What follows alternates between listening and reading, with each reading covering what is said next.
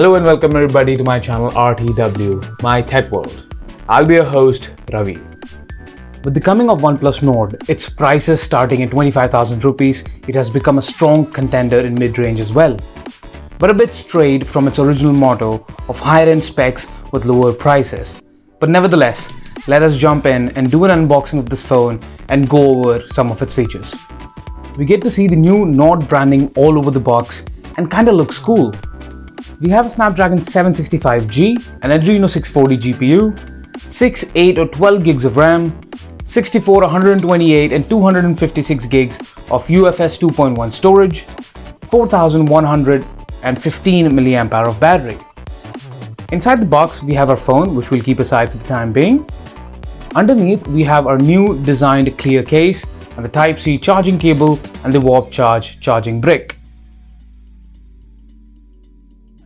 Simply nothing too flashy, the same as all the other OnePlus phones. Coming to the phone, we have the plastic rails, which has been made to look like aluminium. Honestly, can't really feel the difference. It still feels premium in the hands. In the front, we have our 6.44-inch 90Hz AMOLED panel. On the right, we have our alert slider and the power button. On the left, we have our volume rockers.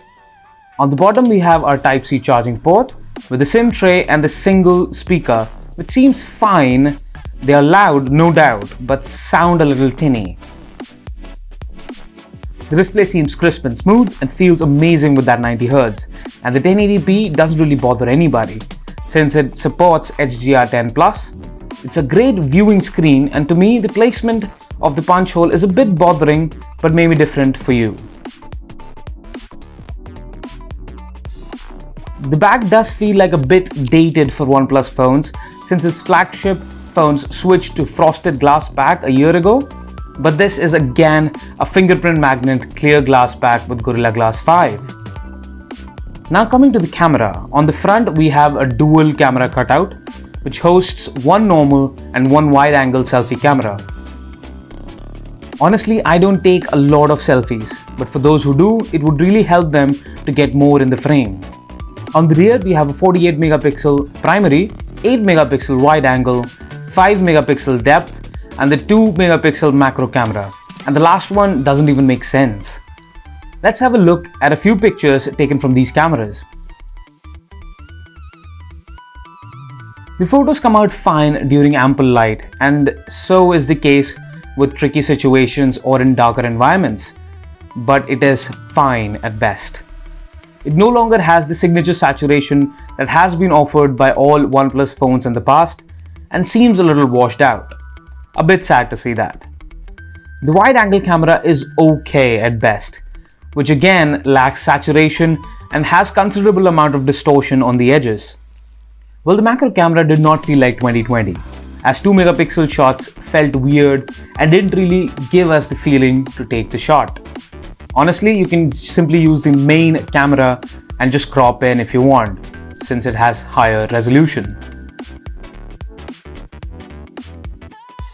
Overall, the pair of primary and the wide-angle camera are fine, but the other two won't really make a difference in your camera experience.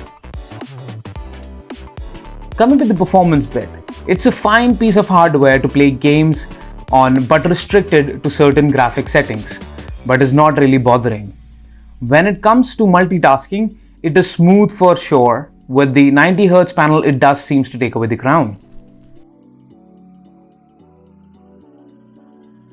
Don't get me wrong, this is a fine phone, but the price of which it offers, there are other brands that offer a higher level of specs and some even offer a better camera but fail to deliver on the software experience. Since this is Oxygen OS, feels very light and does not have too much bloatware and just glides through everything. Now coming to the million-dollar question. Is it worth the price? Well, if you're okay with the mediocre camera and the mediocre gaming performance and need a wide-angle selfie camera and a good screen with a decent battery, go for it. But if you need intensive gaming and a great color reproduction on your photos, well, you may need to look elsewhere. That's been it for this video. Please like, share and subscribe and hit the bell icon to get notified of all my new uploads. I upload a video in the mid of the week and one over the weekend. So catch you guys in the next one. Ta-da!